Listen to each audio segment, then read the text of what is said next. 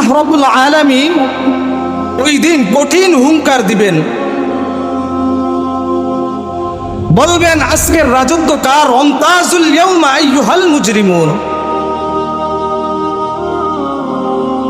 ওই দিন ভিতরে কম্পন সৃষ্টি হবে।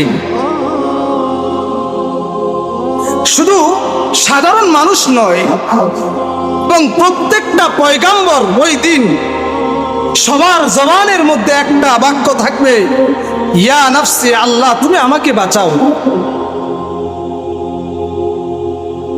পয়গাম্বর আদমের কাছে যখন মানুষ দৌড়ে যাবে, পয়গাম্বর আদম বলবে, আজকের দিনে আল্লাহ তাআলা আমার সাথে কি আচরণ করবে আমি জানি না। তোমরা পয়গাম্বর মূসার কাছে যাও।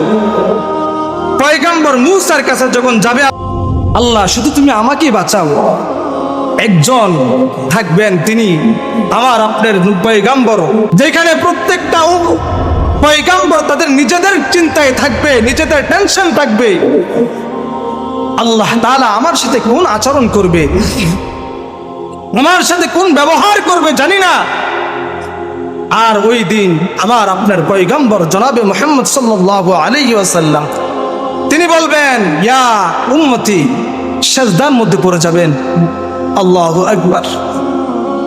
সিজদার মধ্যে পড়ে আল্লাহ তাআলার কাছে বলতে থাকবে, আল্লাহ আজকের দিনে আল্লাহ আমি তোমার কাছে আমার নিজের জন্য কিছু চাবো না,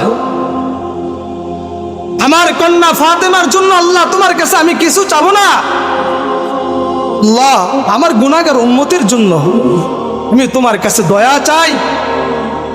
ওই দিন আল্লাহর পয়গম্বর সিজদার মধ্যে পড়ে যাবে আর বলতে থাকবে, ইয়া উম্মতি, আল্লাহ তুমি আমার উম্মতকে বাঁচাও।